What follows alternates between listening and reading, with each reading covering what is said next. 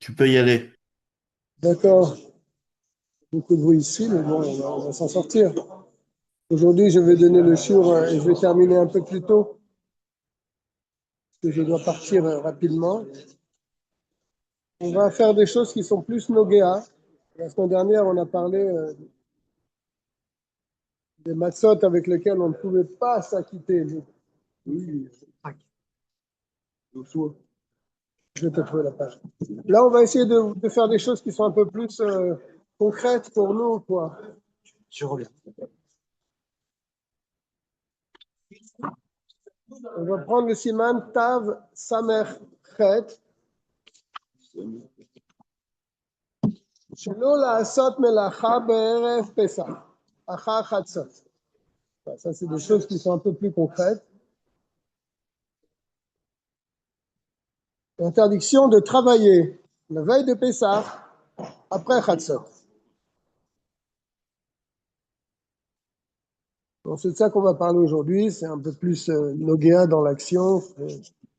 Parce que parler de l'eau, etc., c'est bien, c'est des halachot. C'est vrai que tu dis, c'est surtout pour accomplir les choses. Ici, à Paris, on ne fait pas de matzah. Donc, pour ceux qui ont un sefer, c'est le Gimel dans le Shulchan Aruch Harav. C'est à la page Shin Mem Tet. Et Siman Tav Samechet, Shelo La'asot Melacha Be'erev Pesach Achar Chatzot. Ne pas travailler après Chatzot, la veille de Pesach. Bisman Shebet Amigdash Aya Kayam, à l'époque du Bet Amigdash, Asru Chachamim Lechol Adam Misraël. Les Chachamim ont interdit à chaque juif La'asot Melacha Be'erev Pesach, de faire un travail quelconque la veille de Pessah, Mechatzot Hayom ou Lemala, à partir de la moitié de la journée, la 6e heure, et donc jusqu'à l'entrée de la fête. Pourquoi? Pourquoi ont-ils interdit aux Juifs de travailler la veille de Pessah après Chatzot?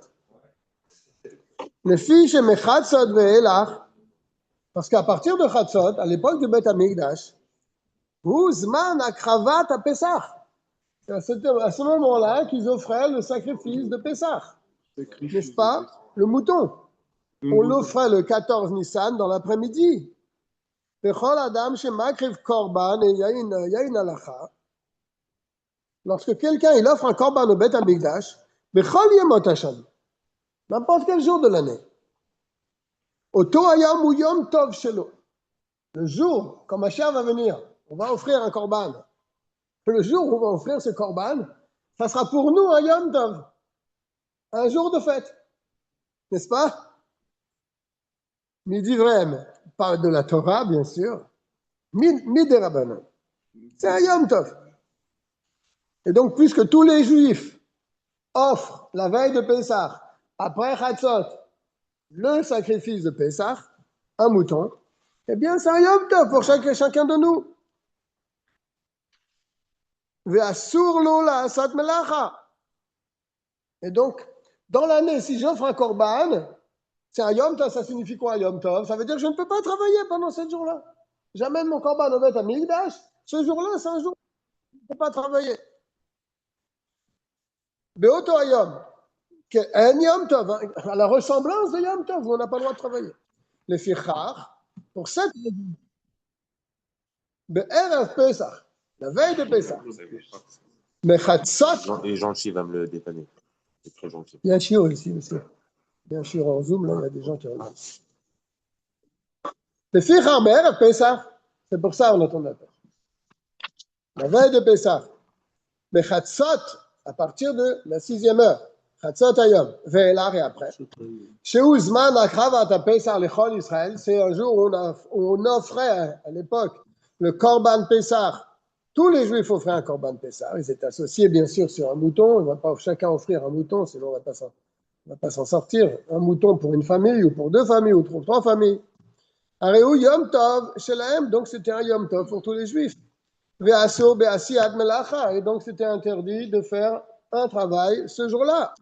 Aflemi shepatur me'akravat Pesach.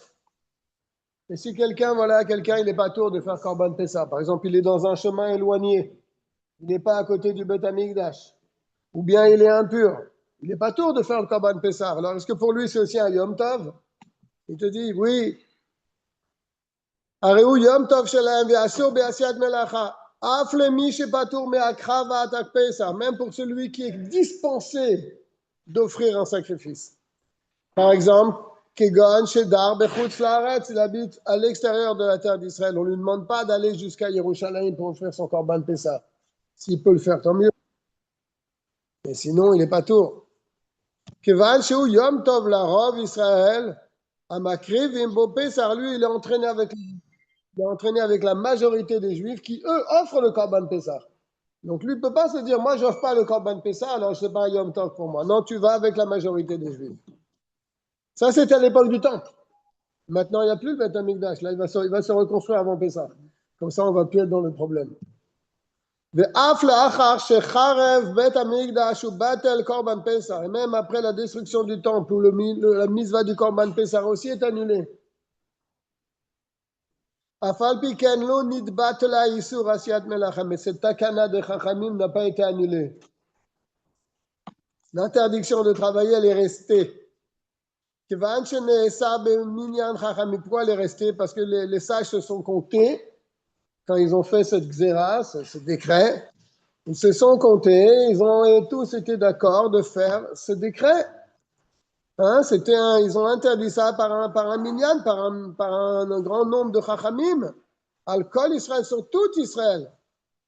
Et il y a une règle. Vechol davar shene'esa beminyan chachamim. Al-Kol Israël.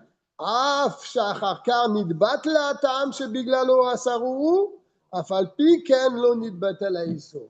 Quand c'est une takana qui a été faite par des sages, qui se sont comptés, qui ont été un grand nombre de chachamim, un grand beddin, n'est-ce pas? Et ils ont fait une takana pour l'ensemble du peuple juif, pour une certaine raison. Même si la raison disparaît, la xéra, elle reste. N'est-ce pas? Avalpi ken lo nidbat la'isur. Ad shenit avdu beminyan ke minyan arishon, sauf s'il y a un autre tribunal qui est aussi grand que le premier, qui vient et qui annule le décret des premiers. Ça, c'est possible. Mais sinon, la xéra, elle reste.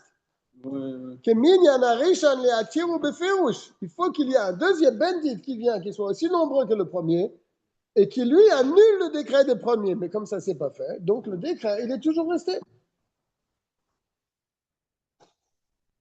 Ça, c'est une règle dans toutes les takanot des Chachamim, parce qu'il y a beaucoup de décrets des Chachamim qui ont été faits et qui restent, même si la raison elle a disparu. Et comme ce sont des xérotes qui ont été faites par les sages, béminyan, c'est-à-dire avec un grand nombre de sages, n'est-ce pas, un grand tribunal, un grand beddin, avec des grands Chachamim, même si la chose disparaît, puisqu'il n'y a pas eu un autre beddin qui est venu pour annuler le décret, alors le décret il reste. Et donc là, on est vraiment dans un issour, là. N'est-ce pas? Ou les fichar, je suis dans le guimel. Ou les fichar, pour cette raison. Aose melacha bizman azeh mechatzot ve'eler mesham tinoto. Quelqu'un qui travaille la veille de Pessah, après chatzot hayom, mesham tinoto, c'est-à-dire il est en quarantaine. On le met en kharem. Grave. Kedin aover al divrei chachamim, comme le din qui est que lorsqu'on transgresse les paroles de nos sages, on est mis en cherem. Et en plus de ça, tout ce qu'il va faire à la veille de Pessah, il ne verra jamais un siman bracha beota melacha leolam. Jamais il aura une bracha de ce qu'il va avoir, il va gagner la veille de Pessah par son travail, par une interdiction. C'est Mashéou Mishtaker Bemlachazo, et même s'il gagne de l'argent, voilà, j'ai gagné de l'argent, j'ai travaillé Ref Pessah, après Khatsa, j'ai gagné beaucoup d'argent. Voilà, j'ai contredit ce qu'il dit Shulchan Aruch, qui dit qu'on n'aura jamais une bracha de ça. Voilà, j'ai gagné beaucoup d'argent. Il te dit, Zoyelo Efsed Kenegda Bemakom Acher. Il perdra cet argent d'une autre manière. Là, c'est clair. Ok. Il perdra cet argent d'une autre manière. Il va casser sa voiture. Il va avoir autre chose. Et voilà, l'argent qu'il a gagné, il va le dépenser pour arranger la voiture ou autre chose. Donc, ce n'est pas un siman bracha. Dalet. D'accord, on n'a pas le droit de travailler, tout ce qu'on va gagner, ça va être perdu, d'accord. Alors je vais travailler gratuitement. Est-ce que je peux le faire? Ben l'asmo, ben l'acherim, soit pour moi-même, je vais faire quelque chose, je vais cultiver mon jardin, par exemple. Ou bien pour mon voisin, je vais aller aider mon voisin à labourer son champ. Gratuitement, comme ça je lui rends service. Même ça, c'est interdit. Afilou le tsar Yom Tov. Et même si je le fais pour Yom Tov, voilà. Je vais aller récolter les légumes du jardin de mon voisin. C'est un travail. Je le fais pour Yom Tov. Comme ça, il aura de quoi manger pendant Yom Tov. Arrêtez, Assour. Tu n'as pas le droit de faire ça. Il fallait le faire avant Chatzot. D'accord? Le Fichar Assour, le Saper, le Israël, Bechatzot et Lach. C'est pour ça qu'on ne peut pas se couper les cheveux. Après Chatzot, tu ne peux pas te couper les cheveux. Afal Piché aussi Bechinam. Et tu ne peux pas non plus, toi, couper les cheveux à quelqu'un. La veille de Pessah. Je vais lui rendre service. Je vais couper les cheveux à ma famille. Gratuitement, je n'ai pas le droit. En plus de ça, je voulais lui couper les cheveux pour le kavod de Yom Tov, pour qu'il soit beau quand on rentre Yom Tov. Donc, je peux vous dire que j'ai le droit. Non. Le saper est atzmo, je me couper à moi les cheveux. Pour ne pas rentrer avec les cheveux longs dans le Yom Tov. Je n'ai pas le droit. Aval, mutar, les staper alliés des nochim. Mais si je veux aller chez un goy pour qu'il me coupe les cheveux, ça j'ai le droit. Je peux aller chez le coiffeur goy, lui il peut me couper les cheveux après Chatzot, la veille de Pessah. Afal picha Israël, mater rocho et lave, même si moi, quand il va me couper les cheveux, je vais tourner ma tête à droite, à gauche, etc. Je vais pencher ma tête. Alors, areu que messaïa, alors quel est le problème de pencher la tête? Bah, tu participes un petit peu parce que tu l'aides à te couper les cheveux. Donc, on peut dire que toi aussi, tu participes à la coupe des cheveux. Oui, Ketsat un petit peu. Il dit non, en bekar kloum. Il dit ça pose pas un problème. Chez Messaïa, en bomamash. Parce que quand tu aides le coiffeur en penchant ta tête à droite et à gauche ou devant, eh ben, il y a en bomamash. C'est pas considéré vraiment comme quelque chose de concret. Les Nyanzé dans ce domaine-là, en tout cas. Et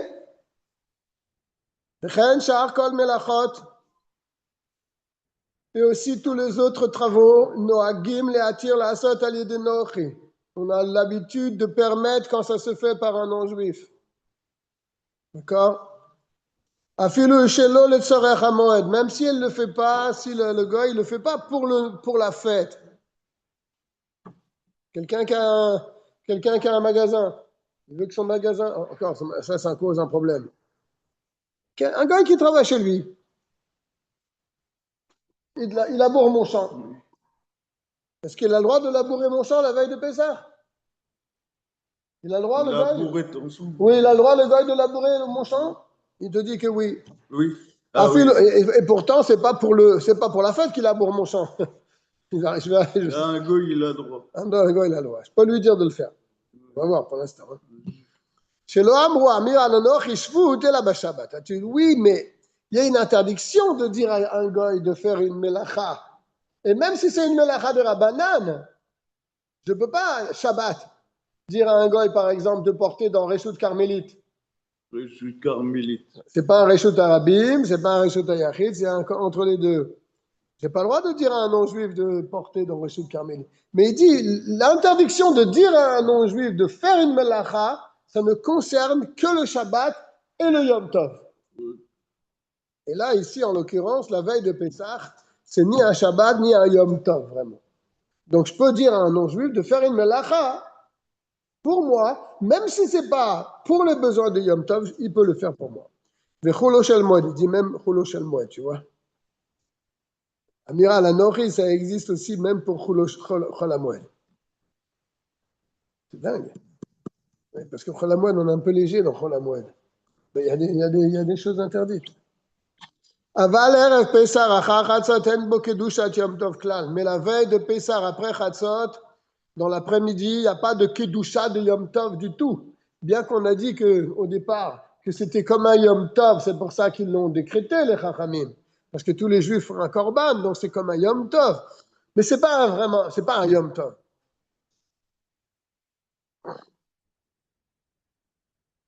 Valère Pessah, Achat Chatzot, mais la veille de Pessah, après Chatzot, En bo kedushat Yom Tov klal, n'a pas la sainteté d'un Yom Tov. Vekal ou yoter mechol shel moed, et il est encore plus léger que chol hamoed. Donc il y a des niveaux dans la kedusha. Il y a Shabbat, après il y a Yom Tov, après il y a chol hamoed, et après il y a Erev Pesach, après Achat Chatzot. Lefichach, pour cela, kol ma shemutar la'asot bechulo shel moed, tout ce qu'on a le droit de faire pendant chol hamoed, les jours intermédiaires entre deux Yom Tov. Par exemple, Kegon, Davara, à Eboud, ou une chose qui va être perdue si je ne la fais pas. Alors les Chachamim m'ont permis de le faire pendant Chol HaMoed. Oché Osé Maase Idiot, ou bien quelque chose de simple. Le Maase Ouman n'est pas un travail d'un artisan. Ça, on a le droit de faire. Et il y a une nécessité pour la fête de faire cela. Toutes les choses permises pendant Chol HaMoed, Kol sheken shemutarim be'erev Pesach, à plus forte raison que ça sera permis Erev Pesach, Achar Chatzot.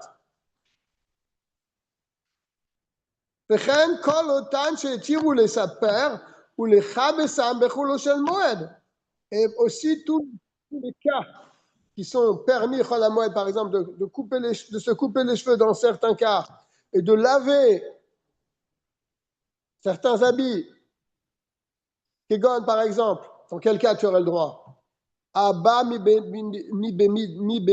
medinatayam, quelqu'un qui vient d'un endroit très éloigné, il arrive en plein Chol HaMoed, il ne pouvait pas faire les choses avant. Ou bien Ayotse mi beta asurim, quelqu'un qui sort de prison, tu ne vas pas lui dire pourquoi tu n'es pas coupé les cheveux. Il sort de prison maintenant. Pourquoi tu n'as pas lavé tes vêtements avant? Il était en prison. Donc lui, il aura le droit à Chol HaMoed de faire cela. Mutarim gamken be'erev Pesach achar chatzot. C'est permis de les faire même Erev Pesach après Chatzot pour ces gens-là, dans cette catégorie-là. D'accord? Donc pas pour la personne elle-même ici, hein? J'ai bien compris. Zvav. Je suis dans le Vav, ici. Là. Dans le Vav. Là, Vav. En haut. Yesh osrim litol tzipornaim mechatzot ve'ela. Se couper les ongles. Est-ce qu'on peut se couper les ongles la veille de Pessah après Chatzot? Il te dit, Yesh osrim. Certains interdisent de se couper les ongles après Chatzot. Mais Yesh mekilim. Quand on dit Yesh, ça veut dire il y a des Chachamim qui sont Mahmir et des Chachamim qui sont Mekil. Oil ve Yesh matirim. Afilu bechulo shel moed. Pourquoi ils sont matir? Parce qu'il y a aussi d'autres qui permettent même Chol HaMoed de se couper les ongles. Donc ils ne vont pas interdire la veille de Pessah après Chatzot qui est encore une moins grande Kedusha. Une moins grande Kedusha. Comme c'est expliqué dans Tav Kuf Lamed Bet. Oui. וכדאיים לשמור עליהם על כל פנים בערב פסח שהוא קל יותר. Et on peut s'appuyer sur ces poskim, d'accord? Car la veille de Pessah, c'est encore plus léger que Chol HaMoed. Si déjà ils permettent Chol HaMoed, alors on peut dire Kal Vachomer qui vont permettre aussi la veille de Pessah. Pourtant, donc il y a deux avis. Il y a un avis qui te dit oui, il y a un avis qui te dit non. מכל מקום לכתחילה יש לה חוש לסברה הראשונה. לכתחילה, a priori, si on me demande est-ce que je peux me couper les ongles, on me demande 2 jours avant Pessah, est-ce que je peux attendre la veille de Pessah pour me couper les ongles? Il faut lui répondre non, tu te coupes maintenant les ongles. Tu n'attends pas la veille de Pessah pour te couper les ongles, tu te les coupes avant Chatzot. Maintenant, si quelqu'un, Bedi Avad, il ne sait pas couper les ongles, alors il pourra s'appuyer sur le deuxième avis. Et il pourra se couper les ongles la veille de Pessah. C'est ce qu'il est en train de dire ici. A priori, il faut craindre le premier avis, que lui, il est scrupuleux. Il se coupera les ongles avant Chatzot. Aval im shachach. Et s'il a oublié, velo netalam kodem chatzot, il n'a pas coupé ses ongles avant chatzot. Yesh lismor asvara acharona, alors il peut s'appuyer sur le deuxième avis. Viachol itelam achar chatzot, il pourra se couper les ongles après chatzot. Est-ce que c'est clair? C'est clair. Troisième. Ouais. C'est pas difficile, c'est la route sont pas difficiles. Je suis dans le zaïn. Lo asro berepe sarela melacha gmura. Ça que les sages ont interdit, c'est ce qu'on appelle un véritable travail. Il va expliquer c'est quoi un véritable travail. Kegon, par exemple. La sot kelim chadashim, celui qui fabrique des ustensiles. Un potier. Au litfor begadim, ou bien coudre un habit. Ça c'est un véritable travail. Des habits neufs, préciser des habits neufs, fabriquer un habit, quoi. Un tailleur qui fabrique un costume. Ça, c'est Maaseh Ouman, le travail d'un professionnel.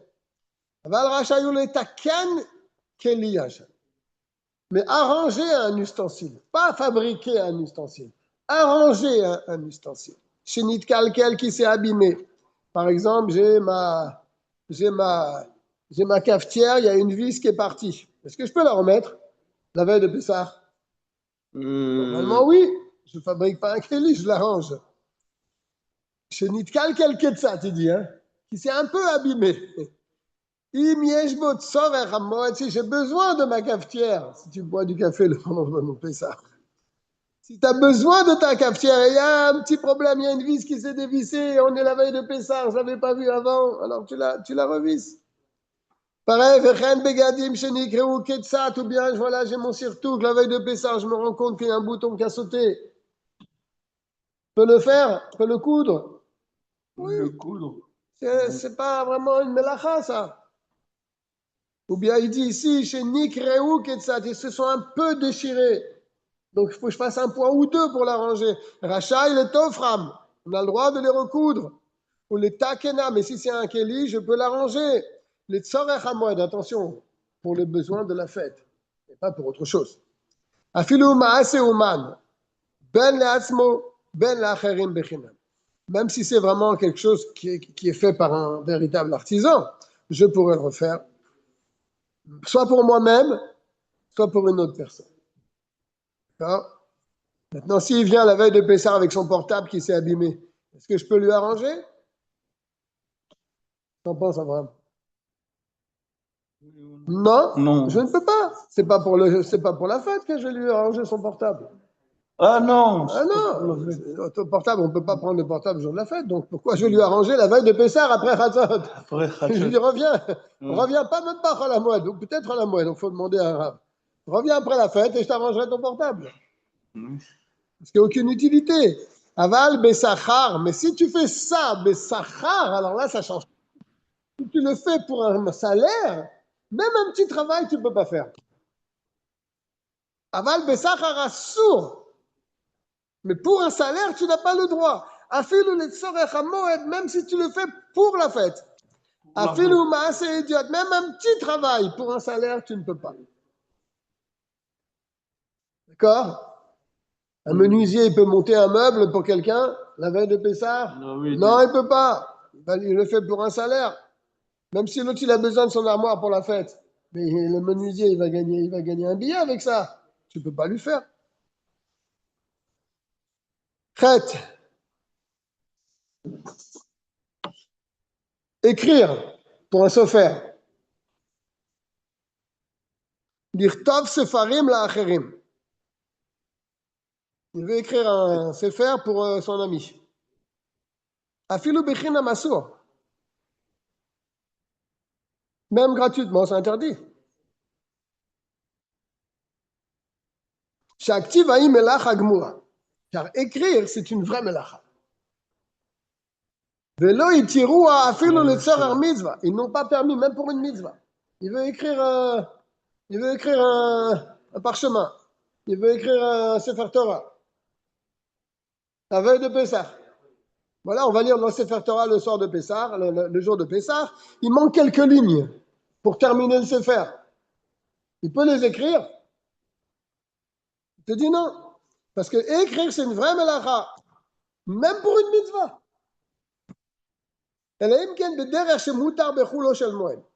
Sauf dans un cas où Chol HaMoed, ça serait permis. Je ne sais pas s'il va donner des exemples comme il a donné tout à l'heure. Dans quel cas Chol HaMoed, on a le droit d'écrire. On évitait, lorsqu'on était chez le rabbi, d'écrire au rabbi pendant Chol HaMoed. On n'écrivait pas un pan ou un mot au rabbi pour faire passer pendant Chol HaMoed, on ne le faisait pas. On le faisait soit avant, soit après.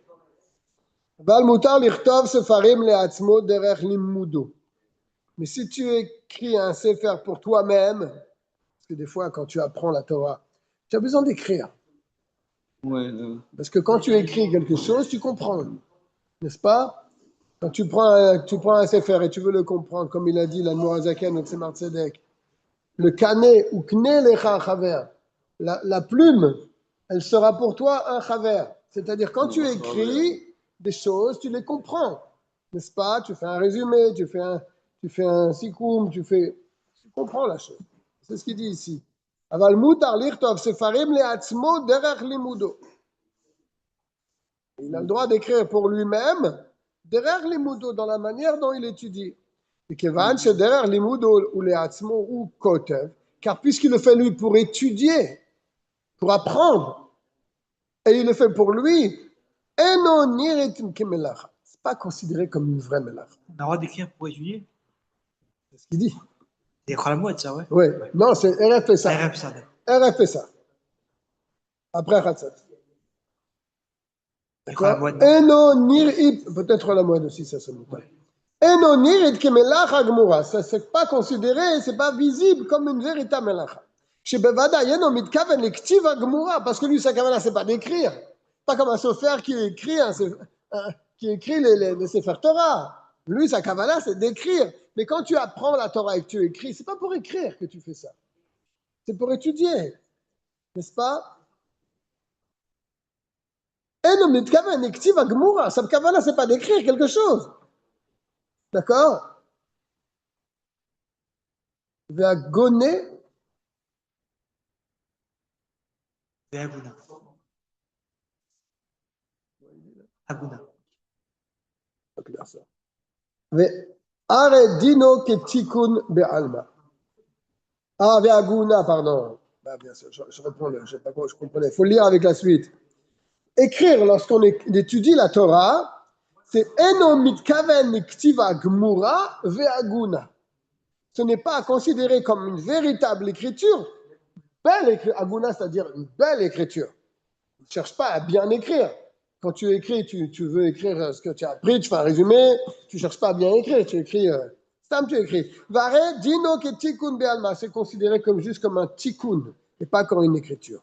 Chez Tir les tzorech hamoed, qu'ils ont permis pour les tzorech hamoed. Ve'u adin les tzorech mitzvat ktiva, divre Torah, chez Yulo les zikaron. Et c'est pareil lorsque tu écris des divre Torah, pour pas que tu les oublies quand quelqu'un qui est en train d'étudier la Torah, il a des chidouchés Torah qui lui viennent dans sa tête. S'il ne les écrit pas, il va les oublier. Donc il les écrit. Voilà, c'est permis, c'est mutar.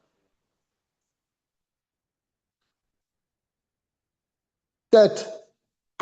Erev Pesach, la veille de Pesach, Kodem Chatzot, cette fois-ci avant Chatzot, avant la 6e heure. Taloui beminag makom. Taloui beminag. Ça dépend de la coutume. Est-ce qu'on travaille, est-ce qu'on ne travaille pas? On a vu après Chatzot, c'est interdit. C'est une zera des Rabbanan. Elle est toujours valable de nos jours. Mais maintenant, avant Chatzot, je t'ai dit, ça dépend de la coutume.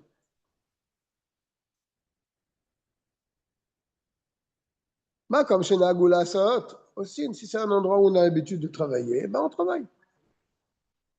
Aussi, une kol melachot, on peut faire tous les travaux. Afilou le shelo le tzorer hamoed, même si c'est pas le tzorer hamoed. Mais comme chez Nagoula shelo la asot, en aussi. Et si c'est un endroit où on a l'habitude de ne pas travailler, alors on ne travaille pas. Ça dépend du minag makom. Ve'av benem achareem. Non? Aussi. Ve'av benem achareem. Ad sof kol adorot adarim ba'ir azot. Il dit c'est pareil. Si c'est un makom où on travaillait, ils ont le droit de travailler et eux ils ont le droit et leurs enfants ils ont le droit après eux jusqu'à la fin de toutes les générations. Dans cette ville-là, le minag il reste pour toutes les générations. Et no rachai le shanot mi minag avotehem. Et si c'est, on a beaucoup d'exemples comme ça. Nous, nos parents, en Afrique du Nord, ils faisaient comme ça. Tu continues le minag. Tu fais comme tes parents, ils faisaient. Enam rachaim les shanot mi minag avotehem. Ils n'ont pas le droit de changer le minag de leur père. Mishum sheneemar, comme il est dit. Ve'al titosh Torah timecha. N'abandonne pas la Torah de ta maman, de ta mère. C'est-à-dire, fais comme elle faisait elle, toi tu fais la même chose. Tradition. La tradition est très importante. Si on est dans la ville, dans la même ville, bien sûr. Si maintenant on change de ville, alors, là-bas, dans telle ville là-bas, oui, on travaillait la veille. Maintenant, on arrive dans une ville, on vit dans cette ville, on grandit dans cette ville, là-bas, ici, on travaille. Là-bas, ils ne travaillaient pas, mais ici, dans cette ville, on travaille. A priori, tu prends le minagamakom.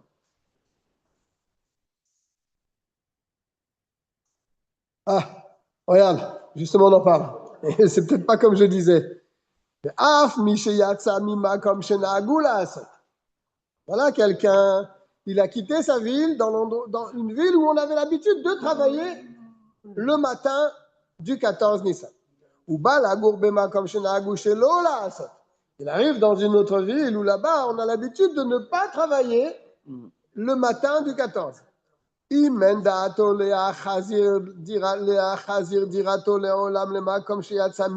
lui sa kavana c'est de plus revenir dans la ville de ses parents, il a l'intention de rester dans cette ville, comme nous on a été chassés d'Afrique du Nord. On n'a pas la kavana, l'intention de retourner là-bas. On est venu s'installer à Paris, et donc maintenant on prend le minag de Paris, n'est-ce pas? Alors je deviens comme une personne qui habite cet endroit et c'est ma coutume maintenant, c'est cet endroit où je suis. Et donc j'ai sur moi toutes les interdictions qu'ils ont l'habitude de faire dans l'endroit où je viens habiter. D'accord? Et je n'ai pas le droit d'être mekil, de ne pas faire la khumrod, même si je fais en cachette sans que personne ne me voit. C'est très important ce qu'il vient de dire. Le trouma shel otaya, même si je sors de la ville, je sors de le troum, et je veux faire comme je faisais dans l'autre ville où là-bas c'était permis, et maintenant dans cette ville c'est interdit, je sors de la ville pour faire la chose, on te dit non. Tu fais partie maintenant de cette nouvelle ville, puisque tu ne veux plus retourner dans ton ancienne ville. Donc tu prends toutes les khumrod de cette ville. Si dans cette ville on a l'habitude de ne pas travailler, bah, tu ne travailles pas dans cette ville la veille de Pessah. Et pareil pour le contraire. Au Mikol Makom, je suis dans le Yud, hein, pour ceux qui suivent. Mikol Makom, כשעדיין לא הגיע לתור תחומה של אותה העיר, לא חלו עליו עדיין חומרי אותה העיר. אבל מי שהגיע לתור תחומה של אותה העיר, שדעתו להשתקע שם, אף שאחר כך עלה משם למקום אחר, ודעתו לאחר זה אותו העיר, לא נפקעו ממנו חומרותיו. Qu'est-ce qu'il dit? Je suis en route, j'ai quitté ma ville Aleph pour aller m'installer dans la ville Beth. Je ne suis pas encore rentré dans la ville Beth. D'accord? Je ne suis pas arrivé encore dans le Troum, la limite de la ville. 2000 amas tout autour de la ville. Je ne suis pas encore rentré sur la route. Et puis ça rentre. Mais je ne suis pas encore rentré dans la ville. Est-ce que les khumrod de la ville tombent sur moi? Il me dit non. Par contre, dès que je suis rentré dans la ville, même si après je veux sortir de cette ville pour revenir ensuite, dès que je suis rentré pour m'installer dans cette ville, toutes les coutumes de cette ville, elles s'appliquent sur moi. D'accord? Je vais le reprendre dans les mots. Au Mikol Makom. Pourtant, dans le Yud, on va tourner la page avant.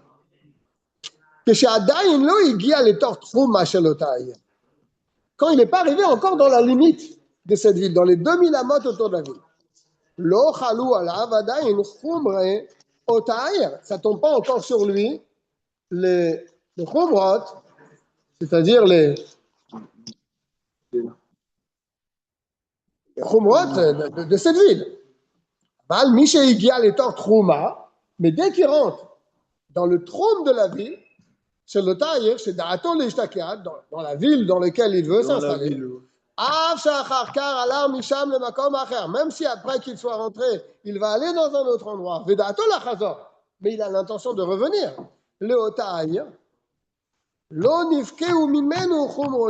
Eh bien, ça reste sur lui tous les chumrot de la ville. C'est pas parce qu'il va quitter la ville un moment que ça y est, il n'a plus les chumrot de la ville. Oui, les chumrot de la ville. Mais s'il est juste de passage, il a quitté la ville à Aleph, il arrive dans la ville bête, et là-bas il y a des autres minagim, mais il ne veut pas rester dans cette ville bête. Et la date, il veut retourner dans la ville Aleph. Ou le makom acher, ou bien dans une autre ville, ville numéro Gimel. Chez nous à Gimbo et Eter, que là-bas dans la Gimel, ils ne sont pas mahmir là-bas. Même si lui, sa kavana, c'est de retourner après 1 an ou 2 ans. Zman meruba, il dit. Ou meroubé.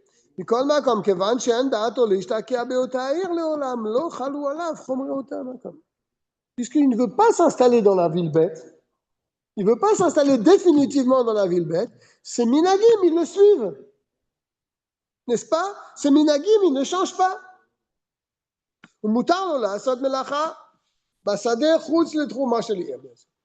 va pas travailler, si c'est une ville où il ne travaille pas, il ne va pas travailler devant les gens. Il pourra travailler en dehors de la ville, en dehors du troum. Aval betor à troum, assour. Quand il est dans la ville ou dans le troum de la ville, il ne pourra pas travailler. Assour lola, asad melacha, basade, chous li troum achalia.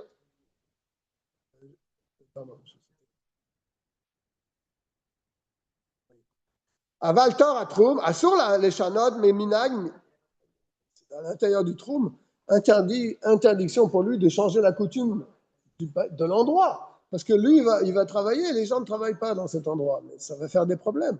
C'est ce qu'il dit ici. Assur les chanot minagam, on ne peut pas changer leur coutume, ni peiner à marloquette, parce que ça va faire des problèmes. Mais lui, pour lui, aucune khumra tombe sur lui. Parce qu'il ne veut pas s'installer dans cette ville. Afilou, c'est là, ça betsina, assur, et même s'il dit, ouais, je vais faire à la maison tout seul, personne ne me voit. Interdiction. C'est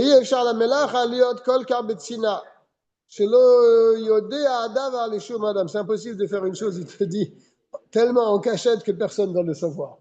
Les choses finissent par se savoir.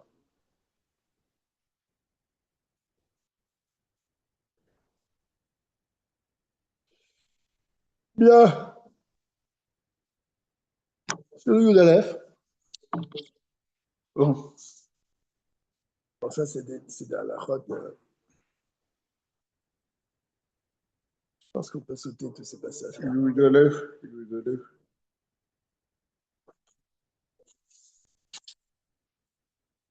Je pense qu'on peut sauter tout ça.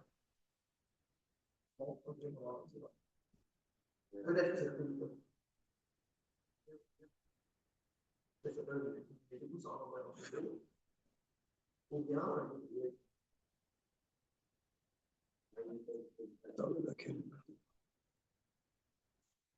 peut sauter tout ça. Dans toute la chote là, ça va parler du minag, s'il va dans un endroit, s'il va dans la cabane de revenir et de repartir.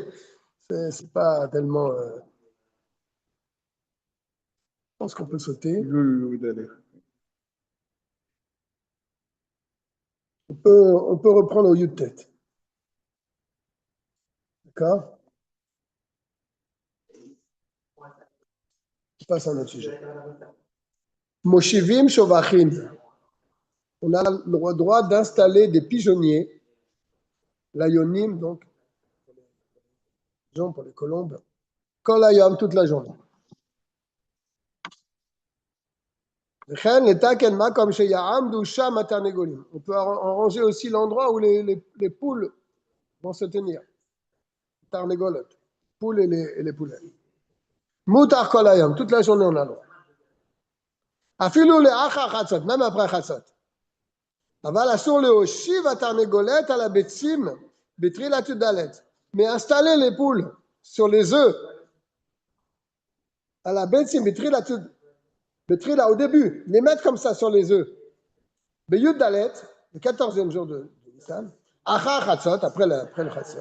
Kedé les gadalef rochim, pour faire donc naître les poussins, au kodem chatzot bemakom shenahagu shelo la'asot, ou bien dans un endroit où on a l'habitude de ne pas travailler la veille, même le matin, de faire ça le matin, c'est interdit.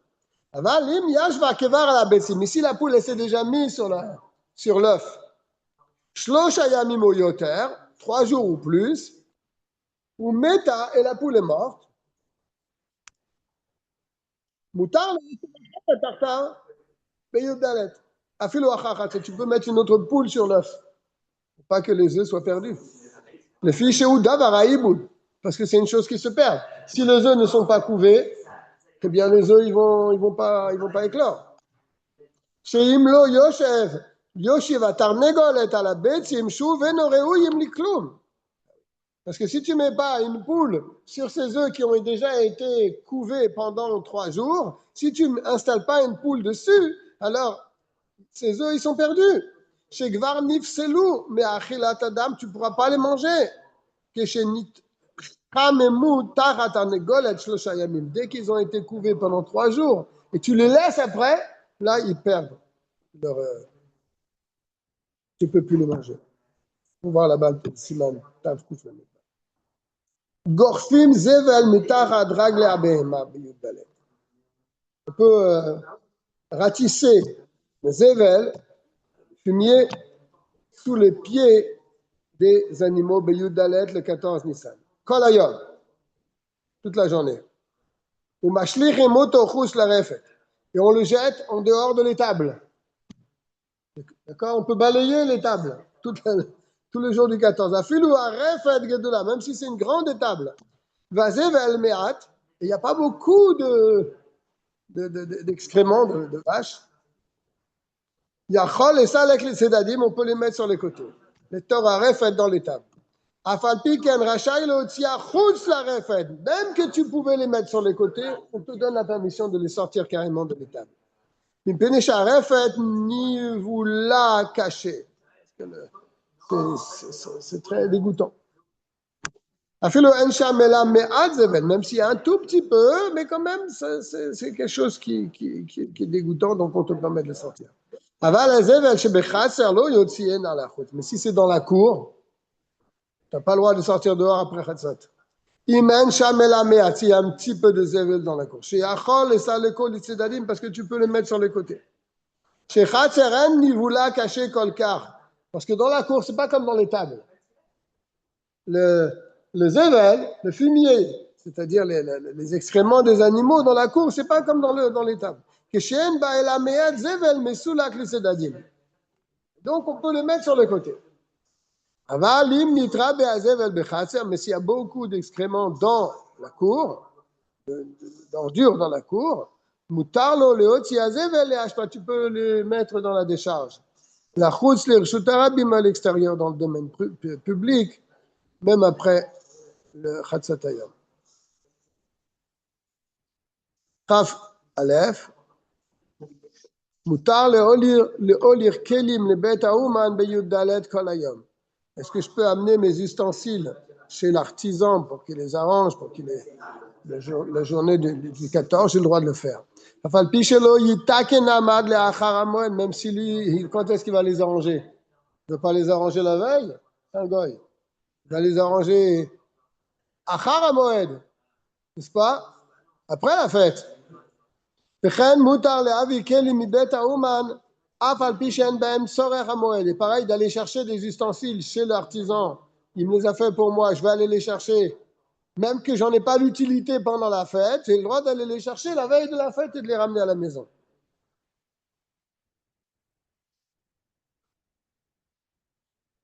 On a l'habitude de ne pas faire de prise de sang. Pas vraiment une prise de sang. À l'époque, il se guérissait comme ça. Il faisait sortir le mauvais sang. Donc, il se faisait des saignées. On ne fait pas de saignée la veille de Yom Tov. Ve'en leshanot. Il ne faut pas changer cette coutume. On ne fait pas de saignée, on ne fait pas prendre du sang pendant la veille de Pessah. Le fiche beyom shavuot, קודם מתן תורה יצא רוח ששמו תבוח, שאם לא יקבלו ישראל את התורה היה טובח לדמם ובשרם, לפיכך יש סכנה לדורות להקיז דם מאותו יום. Waouh. Il dit comme ça, pourquoi on ne fait pas de prise de sang la veille de Pessah, la veille d'un Yom Tov de manière générale? Il dit comme ça. Le fiche Beyam Shavuot, le jour de Shavuot, quand Dieu a donné la Torah, Kodem Matan Torah, il y a Tsarouach, il y a un vent qui est sorti. Ce vent, il a un nom, il s'appelle Tavouach. Tavouach, ça veut dire sacrifier. Sheim lo yekabelu Israël et la Torah, et ce vent-là, qui s'appelle Tavouach, si les Juifs n'acceptaient pas la Torah, Ayatovear le Damam, ce vent va les décimer, Chaz et Shalom. Ou Bessaram, il va frapper leur personne. Mais Shichar, Yesh Sakana la Dorot. Donc, de ce fait, il y a un danger pour toutes les générations, les Akis Dam Be'oto Yom, de faire couler le sang ce jour-là. Da'enu Be'erev Shavuot, la veille de Shavuot. C'était la veille de Shavuot que ça se passait, cette histoire. Vegazo Chachamim al kol erev Yom Tov. Et les Chachamim, ils ont allongé cette zéra, ils l'ont fait pour toutes les veilles de Yom Tov. Mishum erev Shavuot, à cause justement du danger de la veille de Shavuot. À cause de ce vent qui sort. Parce que si on permet les autres Yom Tov, il y a des gens qui vont permettre aussi la veille de Shavuot. Mikol makom be'erev Yom Tov ha'acharon shel Pesach mutar le'akiz. Mais la veille de Yom Tov ha'acharon shel Pesach, on a le droit de faire une saignée. Shakol regel echad u ve'eno erev Yom Tov. Parce que la veille de Yom Tov ha'acharon, c'est pas un véritable Yom Tov. On ne dit pas Shechianu le dernier soir de Yom Tov, n'est-ce pas? C'est comme un regel, c'est la suite de la fête. C'est comme la suite du erev Yom Tov d'avant. Et la Hemsa Yamim Tovim, c'est la moitié, c'est au milieu des jours de fête.